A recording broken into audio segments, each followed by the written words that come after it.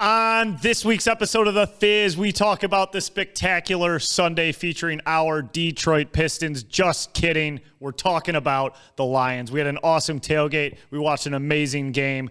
The Lions beat the Bucs, and we are going to the NFC Championship. We talk about that. We talk about all the football. Channy's got a great trivia game for us. We recap the wings, and then we close with over-under. But before we get into all that, we got to talk about our amazing sponsor, which is Michigan-made Vosa, the best RTD, ready-to-drink vodka beverage made right here in Michigan. You know the two types that they have. They got the High Line with carbonation, a little more flavor, and then they have their vodka waters. We're gearing up towards warmer weather here, and you're going to want to taste Michigan-made Vosa. So next time you're at a local grocery store and you're looking for your next beverage, grab this, grab it for the Lions game, and support them because they support us. I love them. You're going to love them too. Michigan-made Vosa. Enjoy the finer things. But now, let's get into the Fizz.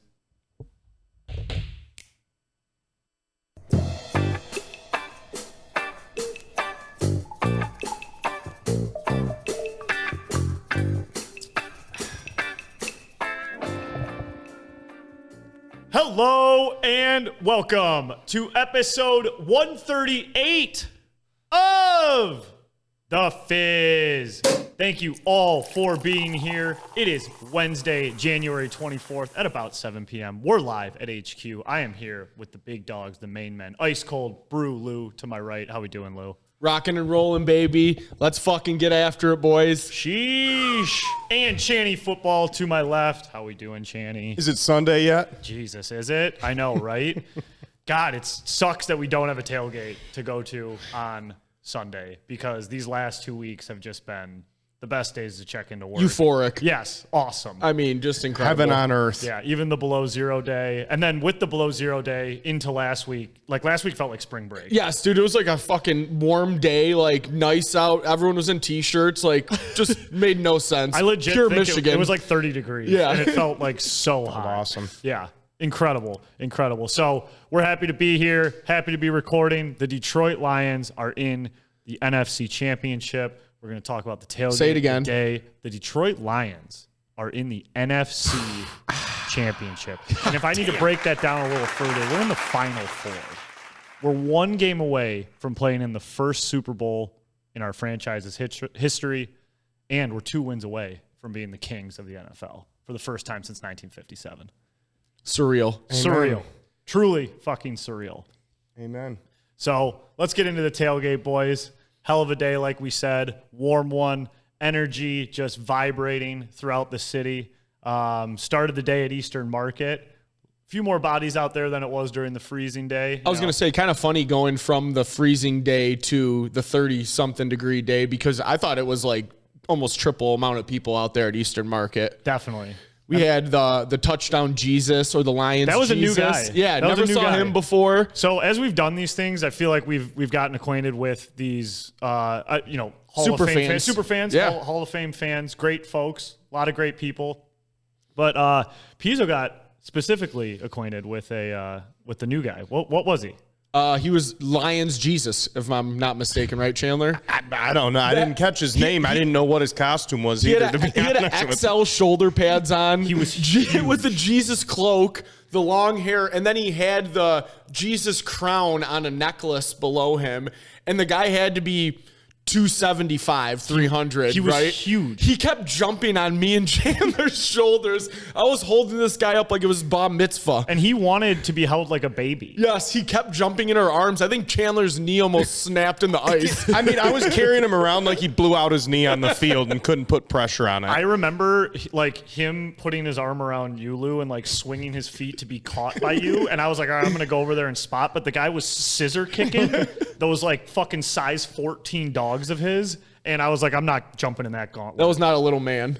He had like a gorilla mask That's on, what I was too, just didn't he? gonna say. It wasn't like It was like a half mask. he could have been touchdown Jesus, but he looked like Teen Wolf or something. It was bonkers. Yeah. It was bonkers. I don't think he knew what he was going for. Dude, do you think he was like 6'4" minimum? He was gigantic. He was I huge. thought. Yeah. He could have been a former player. Yes, he was gigantic. That was the biggest dude in the world. It was a big man. And he had satellite dishes for shoulder pads. He did, dude. Those are like the triple XL That's ones like what you get freshman year. Yes. Yeah, they're just the smallest guy on your team when they like run out of shoulder pads. They're like, here you go, Chandler. That guy genuinely kind of scared the shit out of me.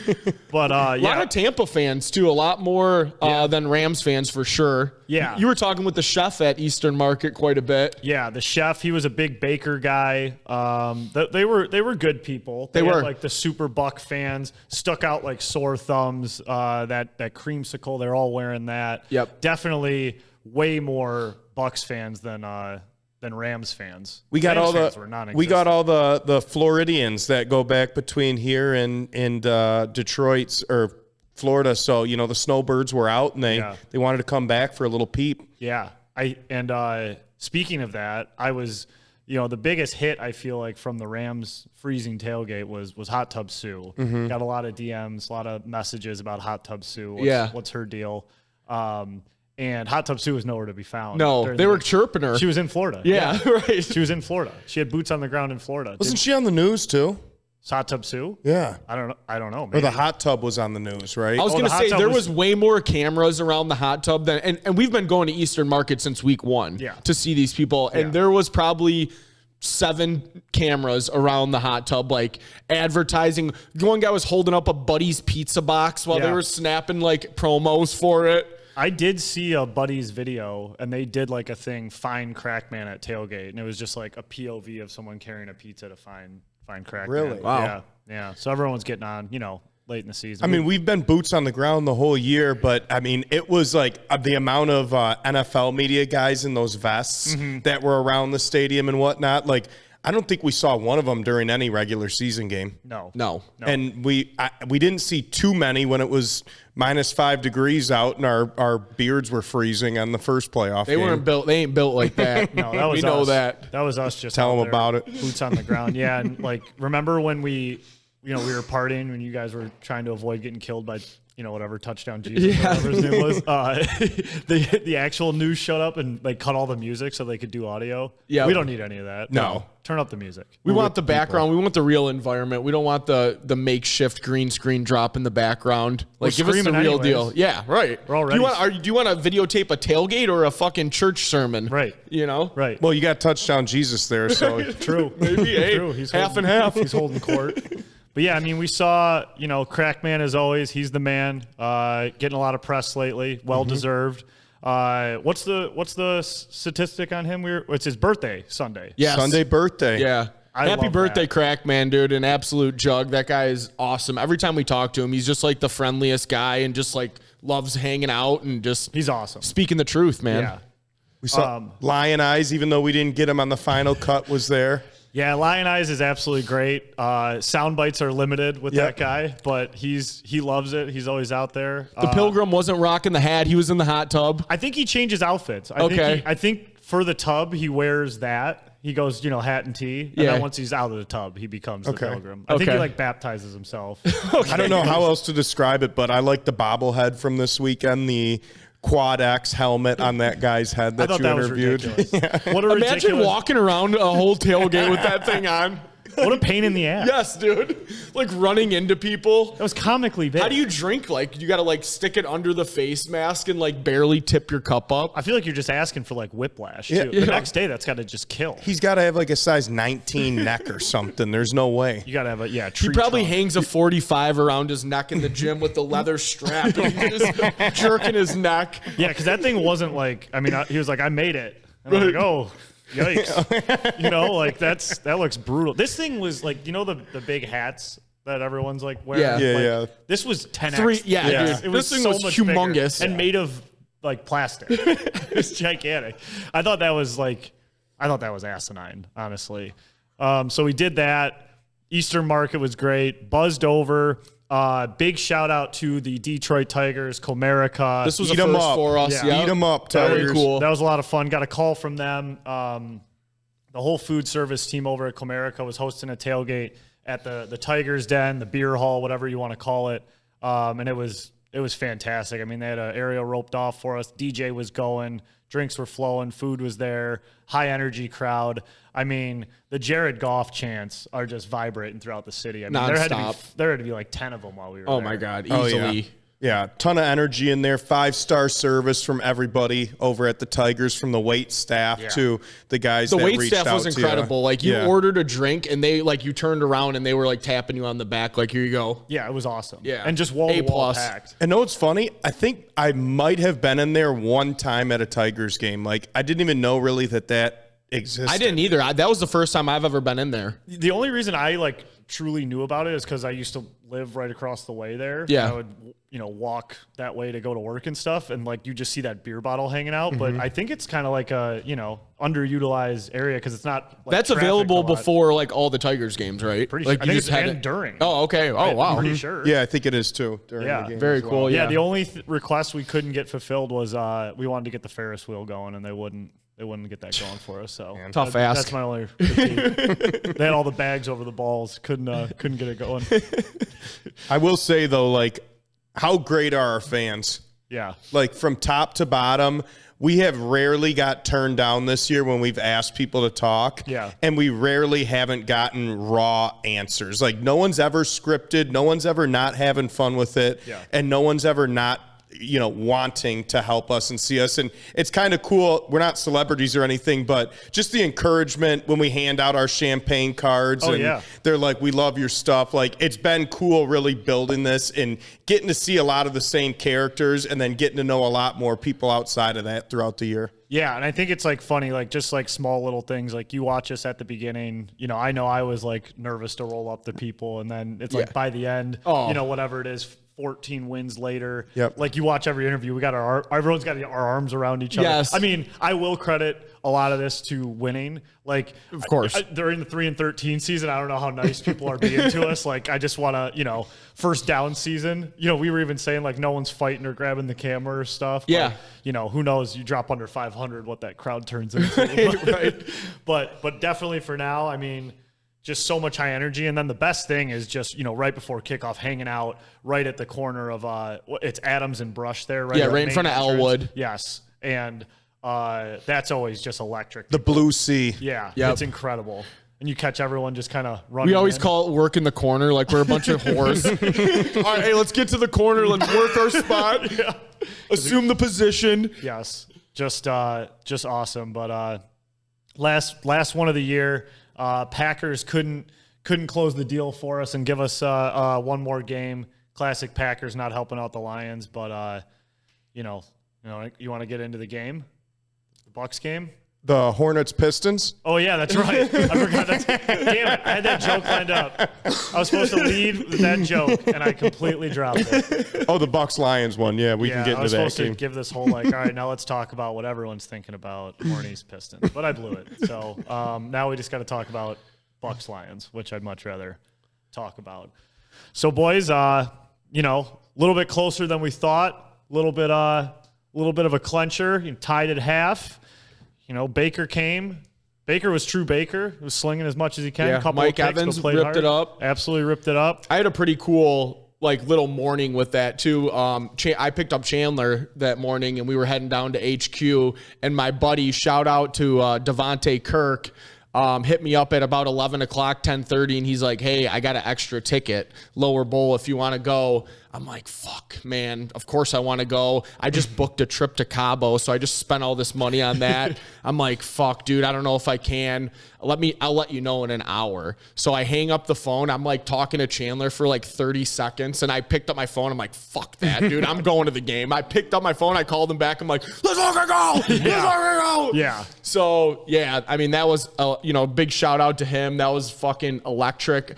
Right there with going to the Rose Bowl, bar none. Like, this was just so much different because it was home base, like divisional playoff game, something that we've never got to experience before in our lifetimes. And the place was fucking jumping off the gills, dude. Like, Chandler hit that nail on the head last week, and it was a very similar environment to that, where it's like I walked in and I'm singing Right away to the danger zone. Like I was fucking Top Gun, dude. Just give me a leather jacket and some goggles and a couple F-16s and let's ride, dude. And it was just fucking absolutely electric. It was fucking electric. I mean, start of the game, like CJ catching that pass or catching that interception, flipping the ball to Baker. Place had to just explode. Dude, it was fucking insane. Outside of, so I would say like the 3 biggest blowups in that game, not to jump ahead, but Gibbs stiff arm from 31 yards away. That was like roof starting to blow off.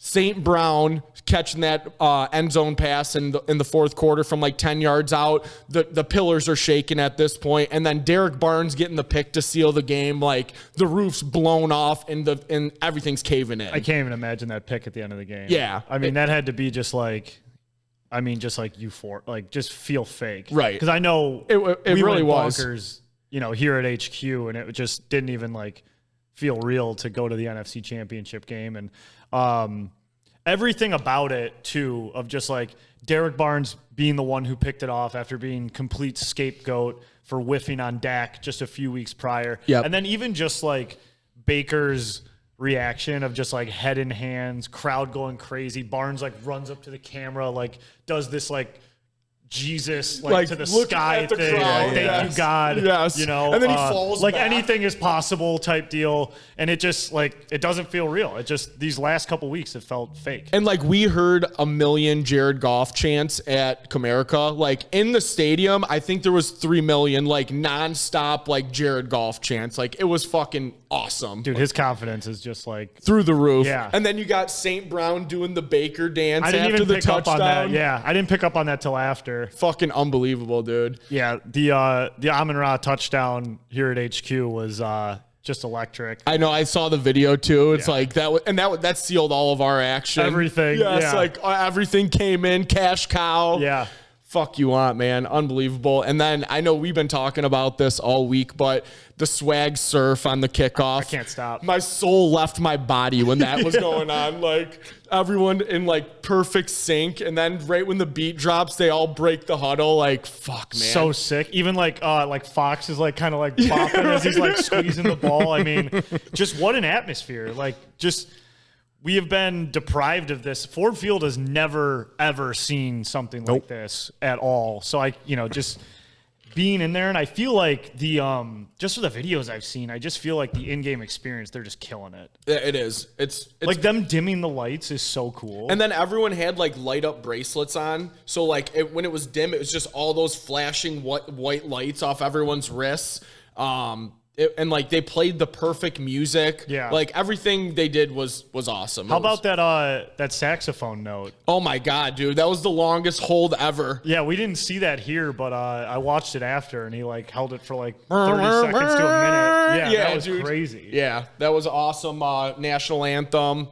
Like, dude, like I said, it was just wall-to-wall entertainment. Like, it was a perfect football game to attend. Like, they missed a field goal. We blocked one. Mm-hmm. Like, multiple touchdowns scored, 2 picks, you know what I mean? Like tied at halftime.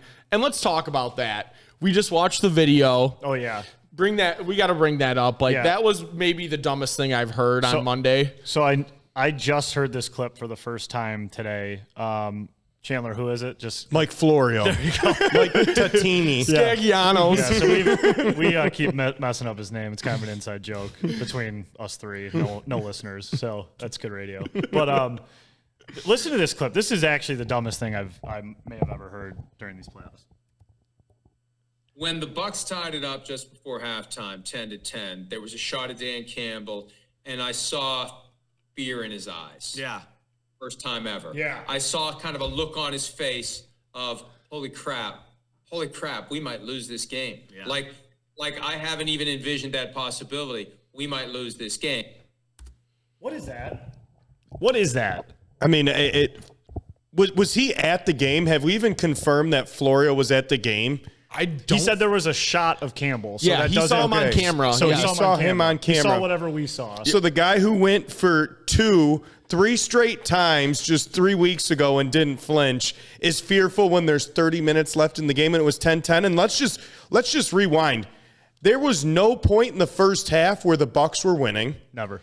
There was no point in the game where the Bucs were in control. So what was he fearful of? They outplayed him from the opening kickoff to the final whistle. I don't know what he would be fearful on a guy who hasn't been fearful about anything so far this season. Yeah, it's like, to me, it's like, Florio, I want you to say that to Campbell's face. I want you to look him in the eyes and say, you looked scared.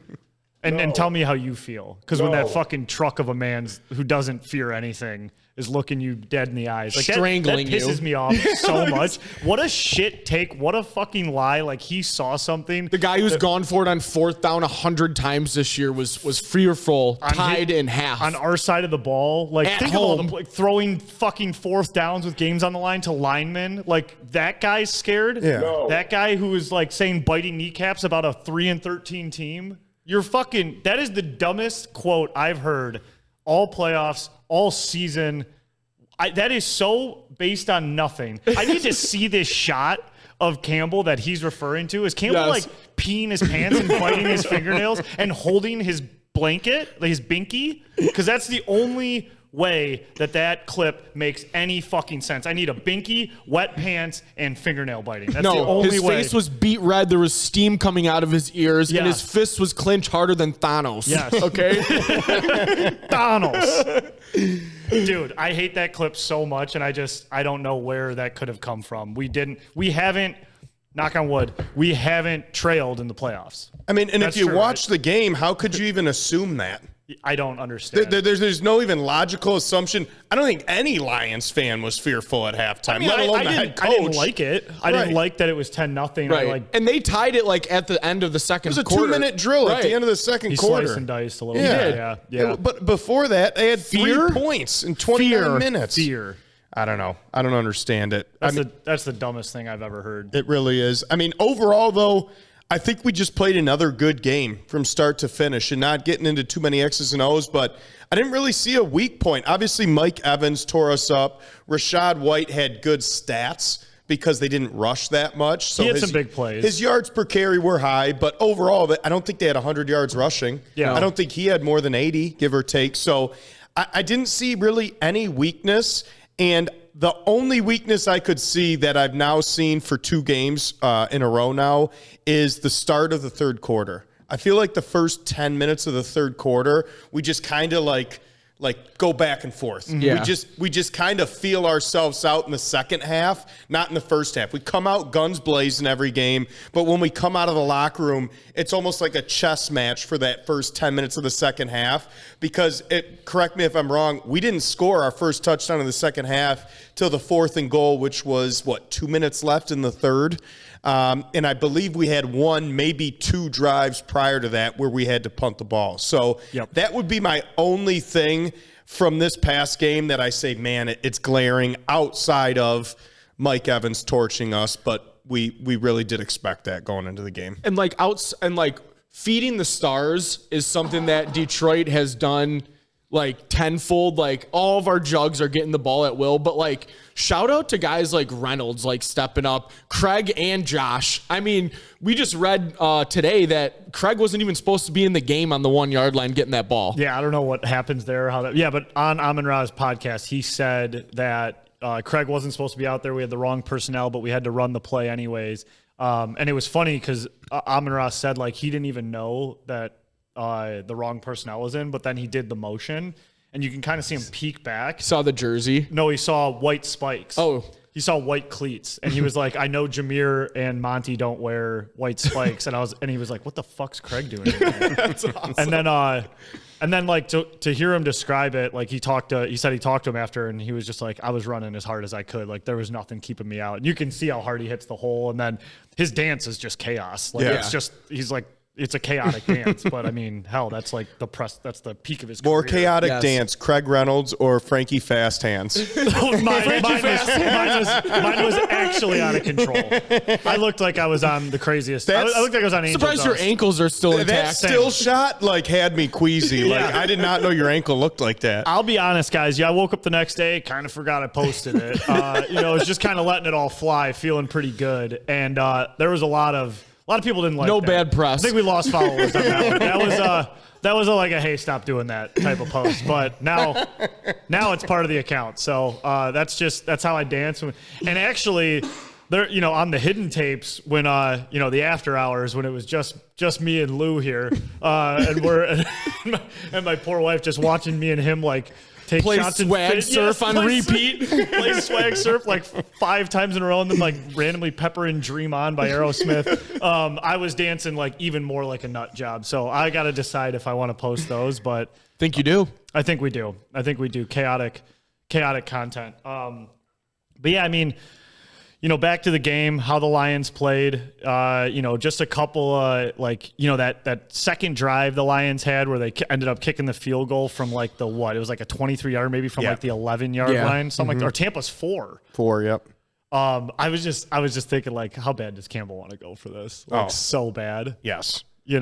Controlled fury. Yeah. Controlled fury is right. The one couple of surprising things, I think, end of the half, and I don't know, but were we like letting up because we were just feeling so good? I do think that did happen on their 2-minute drill when we were up 14. Mm-hmm.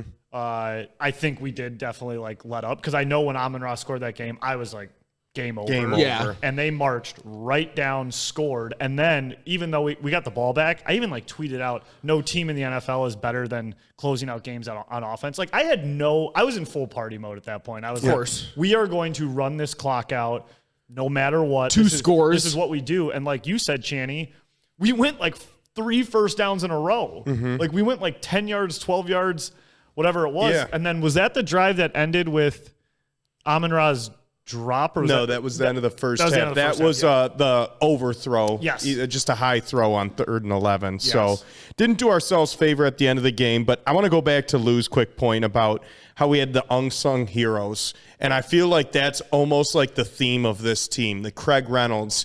You look, Jalen Reeves-Maybin. Yeah. How big has this guy been for us the last month? Like he's right? a lifetime special teamer, and he had a half a sack. He had the fake punt against Dallas in the Dallas game. Yeah, arguably sickest play of the year. Melifonwu, a sack and a half again on a guy who was our 4th safety to start the year, another unsung hero. And then let's not forget about it. I know he's not going to be with us this weekend. Hopefully, if we get to the Super Bowl, he can be on the field, but big Brock Wright. Yeah. 1 catch, 29 yards. I mean, I don't know if he'll ever make a move like that again. The shake of shakes. Oh, you wouldn't even have gotten down in flag football. Dude, on that my move. brain broke on that play. It was the most slow motion shake I've ever. Like, I don't know how he spun that guy around moving that slow. Like, it was incredible. Yeah. Brock Wright only goes for 30+ yards. That's plays. it on a drag route, play action drag routes. Everyone just forgets about him. No respect. Yep, none. I think he's toast, man. Didn't he break his forearm? Yeah, I think he hurt his forearm, so I don't think he's going to be playing. And with Ertz Ertz getting signed, I mean, yeah, I know that's wild. We just have Zach Ertz. Zach Ertz, all right, sure. We'll take it. So I think that's just the theme of this team all year is someone stepping up. The only difference is this game. I guess not the difference is you got Amon-Ra, 8 catches, Laporta. Surprising 9 catches this week, 17 catches between our top 2 targets. Yeah. You have to have that going into this week if we're going to win a tough game. Yeah, I totally agree. And I mean, unsung heroes, we were like really loving on him after the Rams game. Josh Reynolds, though, very, very reliable, man. Like, yeah. And he only had, I think, 2 grabs about 30 yards ish, maybe a little less, but one of them was a first down. The other was a touchdown. Yeah. That's right. First TD. So, hey, meaningful, impactful 2 receptions by him. Yeah, and Jamo's just putting his head down and working. When the ball's getting thrown to him, he's making plays, and like I said, it's not everyone just expects these go routes, but he's he's balling. He sure is. He's not dropping catches. He's running good routes. And you know what?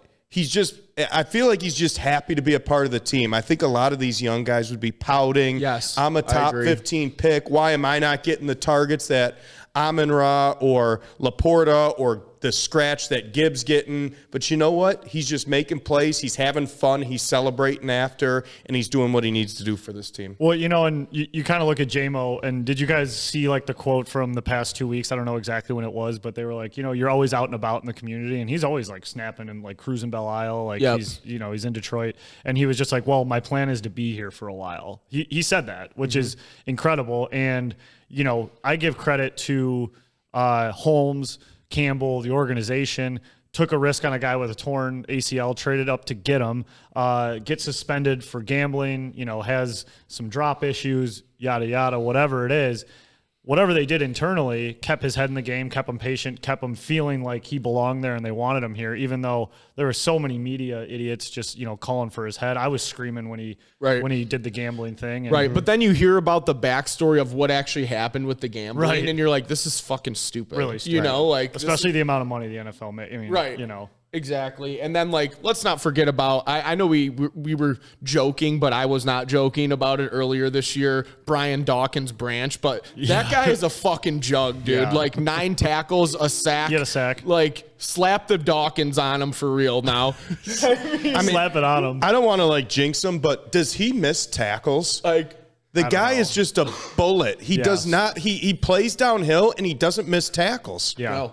And he's got that green mouth guard just flapping around. And, I love that Aaron Glenn is just sending blitzes. It's about time. Do it again. Yeah, keep tossing it up to their number one receivers. I'll take the W's all day. I don't care if we're giving up 150 to the wide receiver ones. Yep. And that last drive too, at the end of the second half, that catch Mike Evans made was probably the catch of the game. He was balling. Incredible. Mm-hmm. Yeah. But dude, another dub, closed her out. Two more. Job's not done yet. But we do want to, before previewing, because we want to go pretty in-depth with previewing the game this upcoming week, look back at last week.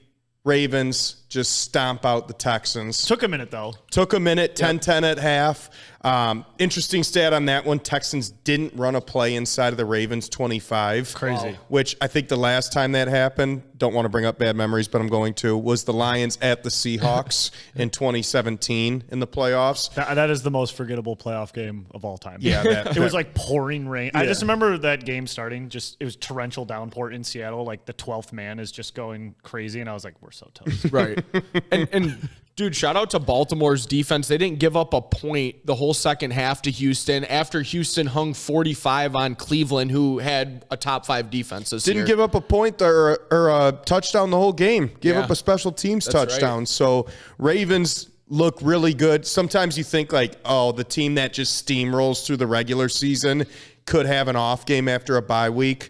Well, and like I said, they started slow, and then they started, how the networks go. They start those graphics of I think it was Lamar on a crab fishing boat, and he was catching all the individual awards. This is so dumb. And then he hits a buoy that's but he's 1-3 in the playoffs or whatever. He's 1-4, and that was his first home win. That was his first home playoff win. Wow. So they start, it's tied at halftime, and they start flashing those graphics, and then they start talking about rookie quarterbacks in their first playoff game, and then second half, no points for Houston. I think Baltimore had 17 in the fourth, just blew it off. Yeah. Mm-hmm. Blew her off. Really did. Clean. Second game, we've already touched on it, but Packers, Niners. Packers outplay the Niners. Absolutely fumbled Niners that one. Squirm away with a great final drive. But I personally thought for about 75% of that game that we were going to have a shot on Sunday to control our destiny and have everyone come through Ford Field. More. Up until what do you miss that kick? What did Anders miss that kick with 5 minutes left? Yep. Yeah. That's whatever that percentage is. In my opinion, the Green Bay Packers outplayed San Francisco. It was just a few key plays, and I might sound crazy, but I got a few texts about it too. Watching that game just at face value, not knowing anything else, not knowing location, whatever. I was give me San Fran over the Packers right now. I just felt Purdy was a little spooked by being down. Granted, he stepped up when the game counted.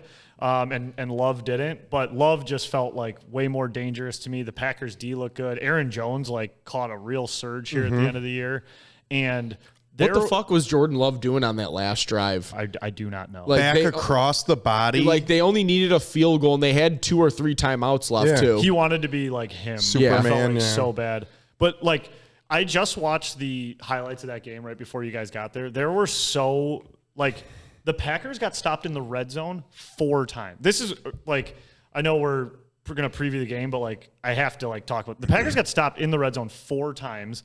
They got turnover on downs to start the game. They went for it on 4th, 2 field goals, and then the missed field goal at the end of the game. That's pretty crazy. 4 trips to the red zone. Well, technically, the missed field goal I think was from the 23. Yeah, I'm calling it red zone. Yeah, like that's 4 trips, and they got 6 points out of it. They had the ball at the 50, up 21-14, and Love threw that pass off the guy's hands. San Fran picks it off. That was insane. And I just thought there were so many chances in that game. Purdy had 2 throws, huge throws, 3rd down to Ayuk that like was at his ankles, a duck at his ankles that Ayuk had to go grab. Yep. And then he had another overthrow on that same drive that like sailed into no man's land that should have been like caught like a punt. I felt like.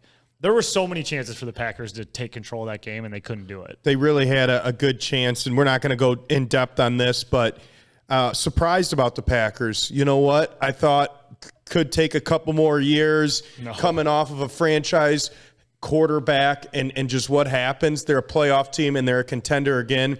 To me, Lions are going to be good for many years too, so it's like it's just going to be battles against those 2 teams when I thought we might – have a window of 2 to 3 years where we just steamroll the division. Nope. Like after seeing that game, like Love definitely made some big mistakes, but that sucks. They got another one. Yeah. Yep. No, he's a good quarterback. He's good, and they're like D look good. They were scary to me. Yeah, they were good that day. And you know who else got another one is the Chiefs.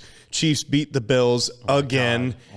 Bills can't get that monkey off their back. Right. Yeah, they just cannot beat the Chiefs. They cannot get to the Super Bowl. Stephon Diggs, the guy disappeared. I don't see how he's going back to Buffalo, to be honest with you. But I don't know if the bigger story is the Bills losing again to the Chiefs or the Chiefs, no matter whether it's at home, whether it's on the road, whether they have receivers, whether they have a 7th-round running back.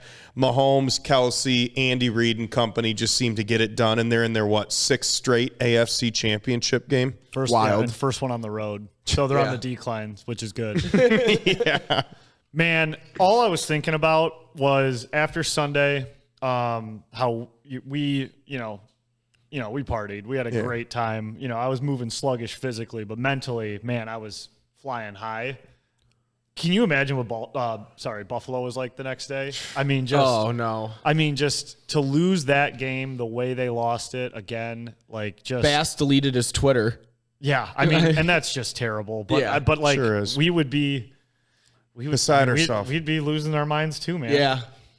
Did you see he's like got a cat donation going? Yeah, I did. No, I saw that. Yeah, Tyler Bass was like big cat guy. Yeah, he was like a advertiser. I can't think of the word for like this cat company, and they like donated like $100,000 to the cat company. charity. So now everyone's donating to it. So that's cat adoption. But they're still not in the AFC championship. I do want to bring up something a little off topic that I didn't put on the show sheet. Cat here. adoption. Cat adoption. No, probably not that far off. So our old buddy JU, did you see his Instagram on what the people of Buffalo do to get ready in their drink of choice to get ready for Bills games? So I messaged him because I'm like, this can't be a real thing. So he had a jar of blue cheese, and I guess it's a Buffalo. I was literally going to joke, is it blue company? Cheese? Yeah. So he put it into a shot glass. He put hot sauce into the shot glass with it, and he dropped it into a light beer like an Irish car bomb and chugged it. Jesus Christ. And that's like the Bills, like that's how Buffalo fans, I guess, get ready for the game. Blue cheese, hot sauce, and a light beer. Yeah, imagine, you wake up the next day, you lose by 3 to KC again, and you're blowing the Buffalo beer shot out of your ass. Oh, no. Yeah, it's the dump sauce the next morning. But dude, that's insane. Doesn't surprise me, though. JU, oh, my God. deletes. Yes. Deletes beers. Yes. At a fast pace. Yeah. Yeah. So. He outweighs me by like 150 pounds, and he'll be like, "Why aren't you keeping up?" I'm like, "Buddy, I am gonna hit that." Do you have to ask? Yeah. Yeah, I feel for Buffalo because like my dream Super Bowl was Bills Lions. Mm-hmm. That would have just been fantastic. Yeah, sure would have. Sure would have. What did we say though? I told you guys last week. The last 3 champions: Rangers, Golden Knights, Nuggets, all first-time champions.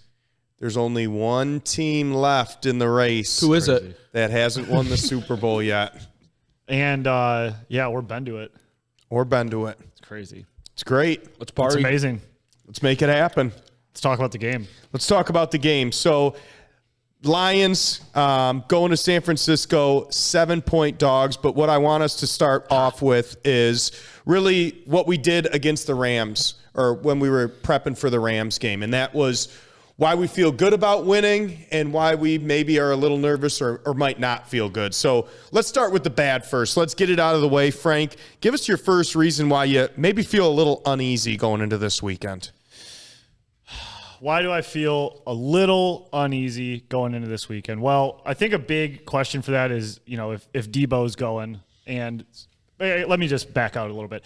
The San Francisco 49ers have 3 number 1 weapons in Ayuk, Debo, and Christian McCaffrey. And with this strategy, it feels like we've been letting number 1s just shred us, and then we take care of everyone else.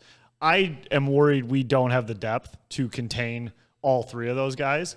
That would be my number 2 worry of why we can't hang in this game. But usually I say to that's fine. We can always run a track meet. San Francisco throughout the season has historically had the number 1 defense. We haven't played outside since December 10th, which was our loss to the Bears. Granted, it's not frigid. We're in California, but it was piss and rain that whole Green Bay game. So we are not in the comfort of that beautiful, beautiful dome, Ford Field, rocking. We're not swag surfing. It's not our home anymore. The weather doesn't look bad, though. Yeah. It's mild and 60. Right. And I think we'll travel well, but I think it's going to be just early and often that offense. I really hope we can, not go 3 and out. I think if we can start fast on offense, it'll be great. If we start a little slow, I'll get really worried. But usually I'm okay with the offense running a track meet. If they figure us out early, that's where I'm going to be shaking in my boots. That's where I don't feel great. Okay. Lou, what's got you a little uneasy about the game this Sunday? I got 2 big ones, and I'll give you one.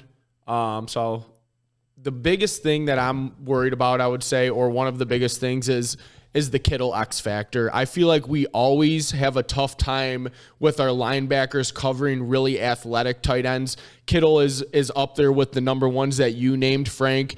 I feel like we struggle covering guys down the seam, up the middle. We have to have a body on them. I don't even hate putting Gardner Johnson on him a few plays or having Brian Branch on him a few plays, but have some speed on him, somebody who can tackle well. Got to lock up Kittle. Hell, throw Campbell on him, man. Right. I like and trust Campbell. I mean, that's why we got him, right? That's He's right. supposed to be a pass coverage guy. That's right. So that's mine. Gotcha. So these are my reasons why I'm a little uneasy. We've been so good against the run this year. We're now facing the best running back in the league. So what's going to give? Is it our run defense, which has been unbelievable? I don't think we've given up even an 80-yard rusher this year, let alone an 100-yard rusher. So is CMC going to go off, or are we going to be able to force Brock Purdy to make plays? If CMC starts to go off, they control the game. That would make me a little uneasy because it's going to open up the back end where obviously we're weaker. So that has me a little nervous. And then I'm going to do a couple more here. The best defensive line in the league, possibly. Our offensive line is the backbone of our offensive production between Sewell, Ragnow, and Decker on the line. We have been great with protecting Goff all year, let alone in the playoffs. But you've got Chase Young on one end, and you've got Nick Bosa on the other end. And you've got a very deep defensive line with a lot of top picks on that San Francisco front. So our offense needs to protect Goff and give him time. If their D-line gets cooking, does that screw up the rhythm with our offense? Last reason why I'm a little uneasy, and I said this in round one, the coach, Kyle Shanahan. He's been there. He's been to 2 Super Bowls, one as a coordinator, one as a head coach. He's been to an AFC championship now for the 3rd time. And if you heard him talk this week, not only is Shanahan really not taking the Lions lightly or overlooking them, him, Kittle, it seems like they know what they're getting into. It seems like they're prepped. No one's taking the Lions lightly this week. And schematically, Kyle Shanahan is one of the best coaches in the league, especially on the offensive end. If he can scheme and knows how to scheme against the Lions, along with having the team ready, that obviously is something that we jumped out to good starts against both teams. Mm-hmm. You mentioned that. If they're ready and they have the scheme and jump out on us, the coaching really, gives you an advantage at that point in time to coach from ahead. I think that's opposed to behind. I think that start's important, whether it's offense, defense, whatever it is. If we can get, that 3 and out or march down the field and even get 3 points, I think the start is going to be huge for us.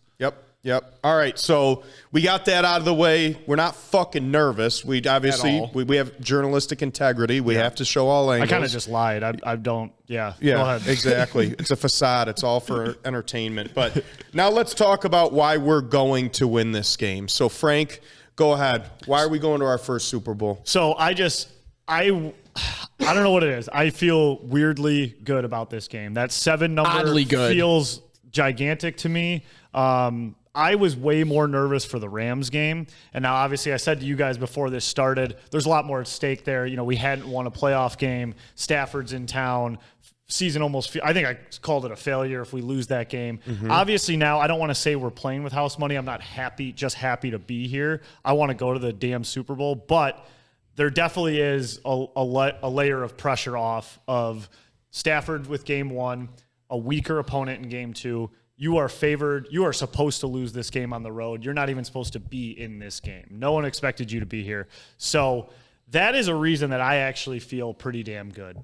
All the pressure is on San Francisco to win this game. There is not pressure on the Lions to win this game. This is house money. Yep. This is play loose. This is go out there. Let's keep doing what we've been doing. Now, these are all the intangibles, and all the intangibles feel really good for the Lions. You got to trust Dan Campbell to keep them focused, keep them in line. He's talking today about how the biggest thing is as you get closer to the ultimate prize is all the outside noise. Did you see the press conference today where he gets in there and he goes, holy shit, there's double the amount of people in here. Mm-hmm. And he starts and he says, all of this is the biggest issue this week. Everyone's friends are going to be reaching out to him. Everyone's family is going to be reaching out to him. All the media is going to be talking to him. How do you stay focused on the mission at hand?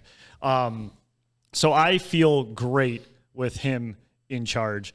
And I just feel right now, Jared Goff and that offensive line are truly – that offense in general is absolutely eye of the tiger, and they don't care who's on the other side of the ball, who's looking at them, what their accolades are. It doesn't matter. That offense right now I feel like is absolutely humming. Jared Goff's confidence has never been higher, and I just fully believe that that's going to put us over the top. And then on top of it, everything I said about Brock Purdy in the Packers game, I really think he can look like the last pick in the draft. And if we're able to overwhelm him, like you said, if we can stop that run game and make him throw 35-plus times, I think we're going to be in great shape. That's why I feel good. I love it all. I'm with you, brother.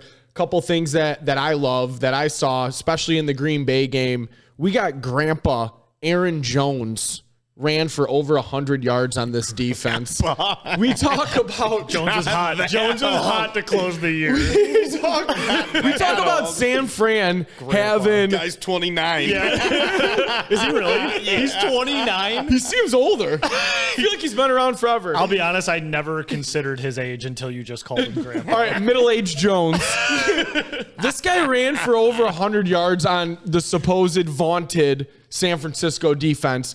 You give me Jahmyr Gibbs and Monty Dude, we're talking big numbers here. I think the Lions run for a combined over 150 yards. I think they pound the pill on the ground. We talked about it. We have one of the best offensive lines.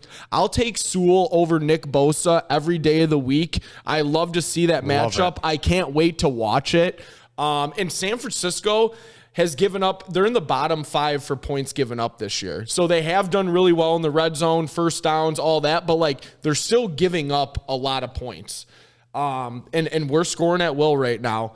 Those are a couple things I like. A big thing that I like, this is a homecoming for JG. From Marion, grew up in Kentwood, right outside a suburb of San Francisco. He played in this division how many times? He's been to Levi Stadium how many times? Like, he is just as jacked up to return to this game. I'm sure he's got a bunch of homeboys that are coming out to watch him play this game. He's going to fucking ball out, boys.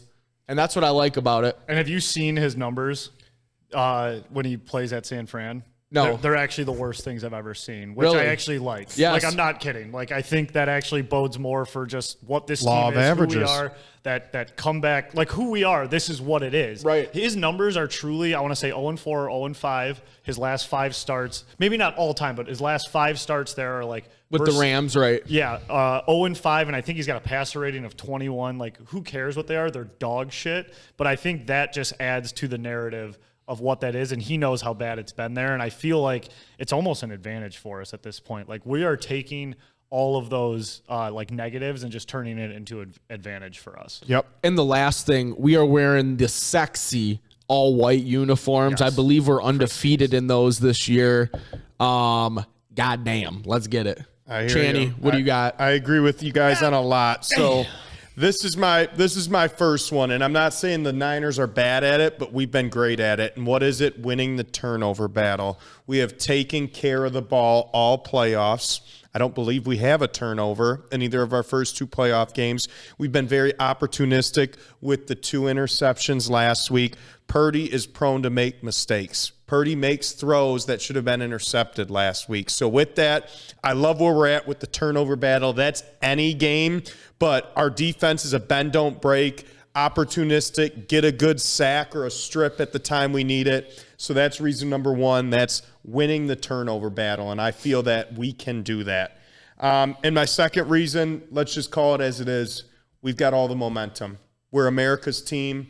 We've got this feeling. I say it all the time, sports is theater, and this is theater. A franchise that won 1 playoff game in the last nearly 60 years. They win 2 straight at home to get the monkey off the back, and now they go into arguably the best NFC team stadium in the last decade to take what is theirs. Momentum is real. There's a feeling in the locker room. You've seen it and you see it all the time. And I just think this team so closely mirrors the going to work Pistons.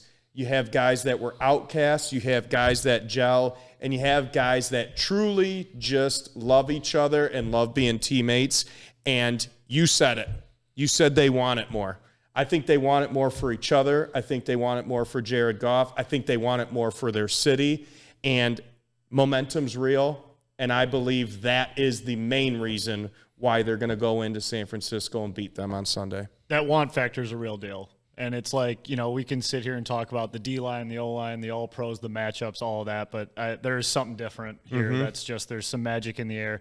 And on top of it, you can't, all these players, this is where this game was supposed to be from the start of the season. Yep. Right. This is where all roads led to. We knew San Fran was the king of the NFC. I mean, the Eagles were obviously the king of the NFC last year. But this year, we saw all roads leading to San Francisco. We're here. They've been visualizing it. San Fran hasn't been thinking about us. No. They haven't. Nope. They didn't think we were going to be in this game. Nope. And we're going to show them we deserve to be in this game. And I can't wait. I feel good. And I know we're going to take care of business. And I have a score prediction for you guys. So I'm going big win here. Not complete blowout, but I think we handle them. I think we take care of business. I got Lions 29, Niners 18. The Lions go to their first Super Bowl in franchise history. NFC Championship scoreagami, 29-18. Yep. Lou, what do you got? Mine is very similar to your, Frank. First of all, everyone, before the line moves. Make sure you go home, get out FanDuel, get out PointsBet, get out DraftKings, whatever you're on. Plus 250 on the money line for the Detroit Lions is an absolute fucking lock. Put your money on that right away. Secondly, for the score, I got the Lions scoring 27 and the San Francisco 49ers 17. 10-point victory. Okay. There, yeah. Okay, you heard it here first. If you think I'm picking against the Detroit Lions, you better put yourself into a fucking clinic. No. Because there is no way we've gone this far, and I'm going to turn my back now. The Detroit Lions are going to win this game. The Detroit Lions are going to go to the Super Bowl, and I believe it's going to be a very close, nerve-wracking game. I don't have it as big of a blowout as you guys have it. I've got Detroit Lions 24, San Francisco 21. I'll take it any way you got it. I'll take it any way you One got it. or by 100, it doesn't matter as long as we get there. And, you know, we got the late Toretto game. said it best. Doesn't matter if you win by an inch or you win by a mile. A win's a win. That's Amen. right. We're quoting Fast and the Furious. This is where we've gotten. So let's go And to then Ludacris also said, And who could forget Ludacris? Move, bitch. Get out the way. Because we're going to the fucking Super Bowl. God, I can't wait. The late game on Sunday. I'm not going to be able to make it till 6:30, dude. No, man. It's I we're not fucking going to be hate able it. to We're watch. not the And we're 3 going to know who's on the other end. Yep. Oh, it's going to So be crazy. jacked. Yeah, it's going to be awesome. It's going to be awesome. I guess let's pick this other game. Yeah, I forgot it. Yeah, Yeah, let's pick the other one. AFC Championship. I know picks don't matter here. I wasn't on the weekly non-debatable Detroit Heat report. Even though I was 6-0 last week, I didn't get a spot on scolding or the 1,000 Suns or even hot. But Scalding, Pizzo. So I just want to say, I want to apologize. I'm actually going to formally apologize to Chandler here. Chandler went 6-0 last week on his picks. Did not make the Heat report. Absolutely should have made. Not by accident. I win one bet. I put myself burning with a fire of 1,000 suns. Chandler should have been on at least scalding for his 6-0 performance last week, and you would have been fire of 1,000 suns. But I've jammed every Lion I could into the top row, and obviously Iserman has his staple there. Yeah. And what's even more sad about this is Pizzo made the Heat chart as a hero with all the people on the streets just for his work. Gritting it up at all the tailgates, and I left Channy off, and that was not right of me. That was not right of me. Hey. He should have been scalding or scolding, whatever he wants. not all heroes wear capes. Yeah. So good picks. Let's go to this week. Chiefs going to Baltimore, first AFC Championship game in the city of Baltimore since 1971. Ravens laying 3.5 against the Chiefs. Lou, who you got? Are we going spread and money line? Both of them. All right. I'm going to go Chiefs to cover, Ravens to win. Okay. I want to see the Chiefs win this game, though. I'm just betting with my head right now. I'd rather, as a Lions fan, I want to play Kansas City in the Super Bowl. I would agree with that. Yeah. I think just from a viewing standpoint, this might sound stupid. Like as a Lions fan, I would rather play Kansas City. I would kind of rather knock off the Kings. Yeah. I kind of want like the Taylor Swift Eminem kind of look of that whole thing. I would like the Super Bowl would be cooler if it was Baltimore Detroit. Yeah. I don't really know how to fucking describe that, but I am going to take Kansas City to cover, and I'm going to take Kansas City to win. I don't really have a good reason for it outside of number 15, Patrick Mahomes and Andy Reid. They always seem to find a way. And watching that first half with the Texans and Ravens, you can kind of see a little weakness. And, this may come back to haunt me, and that's fine if it does. I feel like Mahomes has that big game in him more than Lamar does. Okay. Well, I'm good. We're all different. No one has the same two picks. So I think it's the Ravens' time. The Chiefs spent a couple years trying to knock off the Patriots. The Bills are still spending time trying to knock off the Chiefs. But I think there's just going to be a passing of the torch. I think Andy Reid and Kelsey are done. And I think the Ravens' defense is possibly the best unit in all of football, with Mike McDonald being the best coordinator behind Ben Johnson in all of football. So with that being said, I think the Ravens are going to devise a pretty good game plan against the Chiefs. I don't think it's going to be a blowout, but I do think they're going to win by a touchdown. So I'm going to take the Ravens -3.5 and obviously them to win. And we'll have a Lions-Ravens rematch in Las Vegas. Yeah, Ravens, I'll be honest, they scared the shit out of me. I mean, they beat us like 38 to whatever. What was it, 3? Like, they killed us. It was assault. Something around that was the worst game of the year, by far. I've removed it from my memory bank, so I don't even remember. We say we're bad with mobile quarterbacks. Like, Lamar is that on crack. Yeah. It's going to be a tough matchup when we get there. So let's step one. I thought of a game. So on our way to the Super Bowl. Oh, okay. Wow. We are going to be beating the Los Angeles Rams, the Tampa Bay Buccaneers, and the San Francisco 49ers. So why not do some trivia around those 3 cities? Why not? That we made miserable throughout the month of January. So, gentlemen, I'm going to have you write down your answers to these 5 questions. The answers are either Los Angeles, Tampa Bay, or San Francisco. Nice. All right? If we get to a tiebreaker after the 5 questions, we have a tiebreaker question. So question number 1. Out of these 3 cities, Tampa Bay, Los Angeles, and San Francisco, which city has the most restaurants per capita? Meaning the most restaurants per 1,000 people. Is it San Francisco, Los Angeles, or Tampa Bay? You can write your answers down. We're going to ask all the questions first and reveal the answers at the end. Yep. All right. I'm going to go curveball. All right, curveball. Number 2. Would you put like a city not listed? Cleveland. Memphis. Milwaukee. The SS American Victory and Ship Museum is in this city. If you want a clue, the SS American Victory saw service in 3 major wars: World War II, the Korean War, and the Vietnam War. Okay. That helps, That actually. helped a ton, yeah. That really kind of hammered it home. Number 3, this city has hosted 2 World Fairs, one in 1915 and the other between 1939 and 1940. And we'll get into World Fairs a little more when I reveal the answer. Okay. Can't wait. Oh, you said it like that. Which city had the warmest high temperature today? Okay. Frank scribbling shit out. Yeah. All right.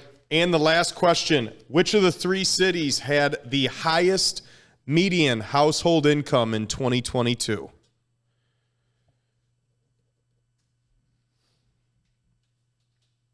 I might not have got one of these right. I didn't do any of these. I think I got 5 out of 5. Did you? I don't know. Yeah. But yes. You don't know shit. These are tough questions. Yeah, these aren't easy games. Yeah. All right. Question number 1. Most restaurants per capita. Frank, what do you got? Tampa Bay. Lou. I have Tampa as well. The answer is San Francisco. San Francisco Tried to go big is brain on that. So did I. tied with the most restaurants per capita in the nation with Providence, Rhode Island, 21 restaurants per 1,000 people. I had Providence. I scratched it out. Oh, you did? Yeah. That would have got you 2 points. Nice. All right. Number Providence? 2. That's wild. The American Victory and Ship Museum is located in San Francisco. That's what I have. San Fran. Tampa Bay. nice. Wow. We are cooking with gas. I thought because so many people shit on the street there. Both 0-2 so far. Man, I did pretty good. I outdid myself this time. All right, number 3. I This might not get one. city hosted World Fairs in 1915 and 1939 to 1940. San Fran. L.A. Answer is San Francisco. Let's go. So Up San one, Francisco San Francisco hosted the 1915 World Fair in celebration of the completion of the Panama Canal. Yep. And then re-hosted it in 1939 because why, Frank? Joe Montana. No, he wasn't born yet. The completion of the Golden Gate Bridge and Bay Bridge. Never heard of it. Yeah, I didn't know there was still World Fairs. What are there? There's still World Fairs. They just had one in the United Arab Emirates in 2021, and the next one is set to be in That was probably lit. Japan Yeah, that was probably in electric. 2025. Should we go? We I'd can be go to the down. World Do a Fair if you tailgate. want. Yeah. It's just an expo. You just show off your city. That's what a World Fair is. Oh, really? Didn't There's like- no rides? No, Corn dogs? there could be. Elephant ears. Maybe. Well, what kind of fair is this? Yeah. No elephant ears? I think you're going to go. I'm Jacksonville. I went to the World Fair, okay? Frank's up 1-0 through 3 questions, and it's only 3 options to answer. So, warmest temperature today? LA. Tampa. Answer is at 80 degrees, Tampa Bay. Come on now, Mr. Gilmore. At 1-1 through 4 questions. Our last question. Didn't see that heat wave coming through, did you? Man, fuck off. The highest medium household income in 2022 is in... I fucked this up. LA. San Fran. The answer at 136,000 is... San Francisco. Stupid. Lou takes it down. Lou Second half knows player. His geography, his history. Lou, you are the champion of Know Your City. Wow. I got 4. Did you? I got the first 4. I had random guesses. Producer Mike got Producer Mike, 4 out of 5. I mean, he could have lied. Bullshit. Like, he's just sitting over there, like, playing with himself. You'll never know. Googled every one of those. That was dumb. That was so dumb. I hated that game. So if you guys go to Tampa, you think you're going to visit the SS American Victory? Absolutely. and Yeah, Museum? 100%. Yeah, without it's a pretty doubt. cool, huh? Yeah. Here we go. All right. Well, that was trivia. Nice. Good work, Chandler. Good stuff. Thank you. We can do a little wings update into over under. Let's rock it. So I thought you had something for me. I thought you were gonna kind of. Well, we know the first question we always have to ask when we lead into the Red Wings segment. Do it. We saw the loss last night, 5-4. Yeah, they had a good stretch, but they lost last night. And I just have to ask you, on a scale of 1 to 10, how hot is Yzerman's seat? Oh my God, it's frozen. It's ice cold. -11. He's just fine. The Wings are actually, Chandler, for you to fuck off. They are exactly where I said they would be to start the year. They are, well, they're one spot below. So they would be the 8th seed if the playoffs started today. They'd be the 2nd wild card spot. I had them as the 7th seed in the 1st wild card spot, which I still think they will get to. Last night was a sloppy game, had a goal disallowed. They still should have won it. And they have won 7 of 10 and gotten points 8 of their last 10. The only weird thing about it all is Patrick Kane. Patrick Kane has been absolutely raking, but when he showed up, we went like 1-7. He gets injured. We rip off 7 of 10. And I just hope when he returns again, like, we don't stink. So I still love Patrick Kane. I love the signing. I think we'll bring him back, especially if we go to the playoffs. But definitely weird optics on the numbers when he's in the game and when he's not. Cat got the cam off his back. Yeah, 11 games. Huh? That was good to see. Yeah, that was good for him to bury 11 games since he scored. The offsides on Fisher was just unfortunate. Lions' first bad game in a while. Yep. It was the first time he'd been pulled. Got pulled after 2 periods. Really didn't look good. No. Gave up a couple weak goals when I was watching the second yesterday. Yeah, and I actually kind of forgot I don't know if you remember what defenseman got absolutely just out-muscled on that little wraparound, that unassisted goal. I don't remember. I'm blanking on it too. But Petrie? No, it wasn't Petrie. Good. I would have remembered that one. But yeah, I mean, they've definitely I haven't been as focused as I'd like to be just because we've been drowning in Kool-Aid. Yep. But they're there. They're in the hunt. They could definitely overtake Toronto, and they could definitely still take that 3 seed in the Atlantic, which would put them, 6 or 5. Right. I mean, us, Maple Leafs, Tampa are all within 1 point of each other. We're all right there. And Florida, I mean, Florida's not too far away. We got a lot of season left. Oh, yeah. And then on the wild card side, in the Metropolitan side, we're fighting off New Jersey and the Islanders. Yep. And the Islanders just hired Patrick Waugh as their coach. Yeah, so that'd be kind of fun. They've been playing some good puck lately. That'll be good to see Yzerman against Waugh when they play each other. And then I saw another graphic this week where in Russia, I saw that Fedorov was coaching against Igor Lariano, which was pretty cool. I'm glad you brought that up, Chandler. Cool. That was cool. Yeah, so that was cool. So I didn't get an official answer. I got Arctic fucking tundra, but 1 to 10 hot seat. 0. 0. It's 0. Okay. Or less than that if you will. I think I said -11. I have 2 requests for next week for the weekly non-debatable Detroit Heat report. I'd like to be on it. 1, and can you put Yzerman hot seat under Arctic fucking tundra? The Yzerman specific hot seat. Never getting fired. Yeah, we can do that. And you gotta go perfect again though. That's the only way. Okay. 2-0 or what? 4-0? Yeah, 4-0. Okay. Hey. Yeah. All right. And you got to get the exact score. of the Lions That's game. fair. That's fine. I didn't write anything 24-21. down, so I got to ask you all that. 24-21. Yeah, I'll write them down after. Let's get the over-unders from Jerry. Let's check it out. It's funny how many people are like telling me to add more Lions to the. I literally just got an email that was like, add Sheila Hamp to the Burning with 1,000 Suns. I'm out of room. I'm out of room on the top row. So Penei Sewell was not burning with 1,000 Suns. I put him on the scolding. Yeah. Put him on scalding because I thought he would see it and just use it as motivation. Oh, good. Here we go. Yeah. What about Spielman? You think you can get on there one time? Yeah, maybe. Okay. Maybe. One thing we didn't talk about, we didn't talk about Frank Ragnow enough, I feel like. I don't even know if we mentioned his name. No, we didn't Which actually. it would be a shame if the show ended without mentioning him. Not torn. Sprained ankle, sprained knee, didn't miss a down, I don't think. No. The guy is just an absolute true warrior. Brought Decker to tears in a post-game interview.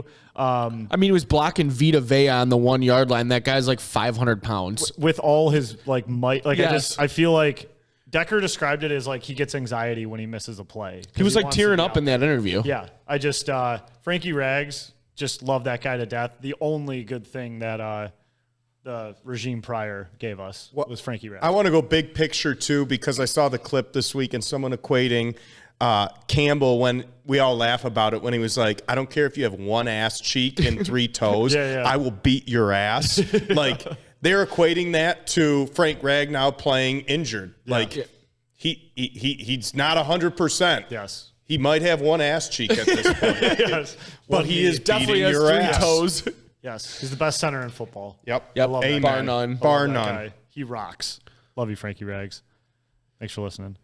All right, LGRW from Jerry here. Jerry Bear's cruising into Michigan this weekend. Whoa. What? Yeah, we'll see if I get eyes on him. Wow. He's shifty when he comes in town. Wow. Playing possum? He does. Number 1 on the list. He must have heard this, must be listening. Lou, we're going to start with you. The Patrick Kane signing. Our record with and without Kane has to be brutal. That's funny. There Wow. it is. Yeah, there it is. I think that Kane is he's a second half player. He's a playoff guy. He's going to step up for us big when we are making a run late. So the signing is still underrated. Yes. I'm riding with him. Yes, underrated. You guys know how I feel. I will ride the Kane train until it hits a wall and the train explodes in my face. He's not like the reason we're losing those games. No, when he's that's playing. insane. He scores 100 goals. Right. All he does is bury. All he does is set people up. We're going to be sick. It's just got to work itself out, and it'll all come to fruition. And we're going to re-sign him. Patrick Kane, underrated. I agree with you guys. Underrated. It's more than just what happens on the ice, results. He's a veteran presence. He's been there, and he's going to take us to our first playoffs in nearly a decade. Yeah, he's filthy. He's got silky hands. He rocks. Number 2, me, right? Matt Rife. Who's Matt Rife? He's a comedian. Isn't he like a comedian? Oh, this guy's so overrated. influencer? This guy's so overrated, and I'm not just saying that because he looks like a TikTok supermodel and he's a comedian. I gave his stand-up a shot, and I thought it was terrible. Did you watch the Netflix one? Yes. Okay, go ahead. Finish your thing. Straight face gang, if you will. Didn't laugh, didn't giggle, and I give benefit of the doubt to comedians all the time. Gave it a shot because he's so popular. Overrated. Couldn't stand it. Didn't get his shtick. Maybe I'm getting old. I didn't get it. I've never seen a Matt Rife bit, so I don't really know how to answer it, but I do know that he's popular, and if I haven't seen it, well, he's probably not that funny, so overrated. Wow. I'm actually pretty big in the stand-up game, so I do follow quite a bit of stand-up. If you guys didn't know that about me, big stand-up guy. Mike, I'm a big stand-up guy, if you didn't know that. Thank you. We got to do an open mic night with Lou. But I will say I did watch his Netflix special too, Frank, and I did not think it was funny. But I have seen some of his other specials, and he does do pretty funny crowd work. That's like his shtick, and that's why he gets a lot of slack in the like comedian groups, because he doesn't do like good jokes live. Like he does good like walking around the room ripping on people in the stands. Okay. So I think he is good at that. His Netflix special, I agree. I thought it was sucked. I didn't laugh either. But I think he's underrated. I think he's gonna come around. Oh wow. I'm gonna go underrated. All right, yeah. I just Second half guy. yeah, well, yeah, exactly. And they cut him they give him flack, right? They don't cut him slack. No, I'm actually trying to piece this one together. Well, I'll let you figure that out. I think it's funny Chandler made the bold claim. If I haven't seen it, he must not be funny. Hey. Number 3, Channy, football. Chuck E. Cheese. Chuck E. Cheese. So I can only go off of when I went there back in the day. From what I remember,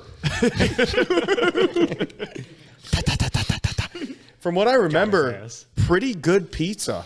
Pretty good pizza. Always a good time growing up, going to Chuck E. Cheese. Arcade, you had the caricatures. And like I said, like I feel like that's one of the better cheese pizzas. I always ate cheese pizza there growing up. Underrated. Man, what? Who's up? Me? I think me. Cool. Nothing like hanging out with a rat and toys. That's what I really enjoyed as a kid. Chandler is right. They did have good za there from what I remember. Were you there last week?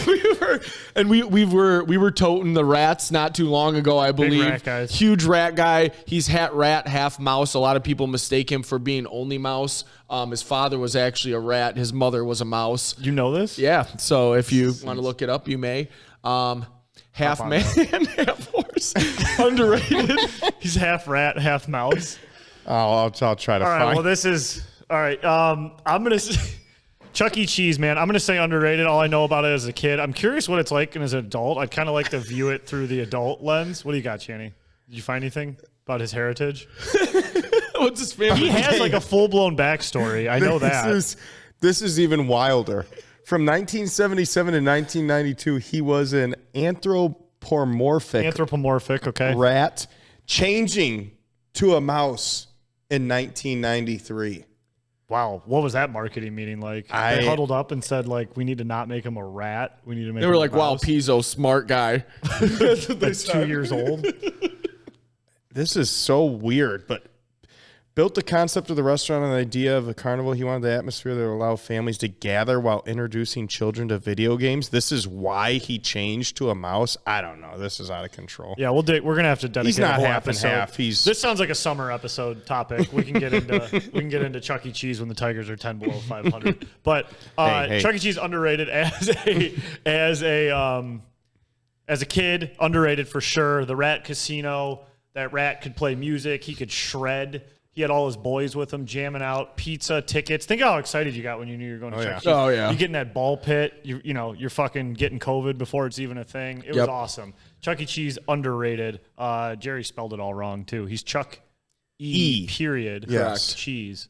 Jerry just did. Job, Jerry. Chuck E. with 2 E's at the end of his name. All right, well, that was great. Number 4, Tigers off season so far. I don't know if that's Tiger Woods or if that's the Detroit Tigers. Tiger Woods has left. Is it my turn? I don't care. Nike. Yeah. He left Nike. He's now with Titleist. I saw he came out with a new logo. That's Sunday red. Yeah. I kind of like it. I think it's kind of cool looking. Not sure. I mean, I think Is it Titleist or TaylorMade? Chandler? You're TaylorMade. I'm pretty TaylorMade, sure. right? TaylorMade? Yeah, TaylorMade. Yeah, I I'm pretty think. sure it's TaylorMade. My bad. Yeah, Yeah. Okay. but the logo, I'm not sure yet. I don't hate it, but I don't love it. I'm riding the fence like a boner, but I will let you know next week. We'll cut you some flack. As far as the Detroit Tigers offseason, I'll give him an A+ for letting us party at Comerica. I'll Fucking say right. underrated because that's about the only thing. That's the only thing I know they've done outside of the the Mize arbitration, which I didn't really like, but right now I don't care about it. I like that they let us party at Comerica, so I'll say underrated.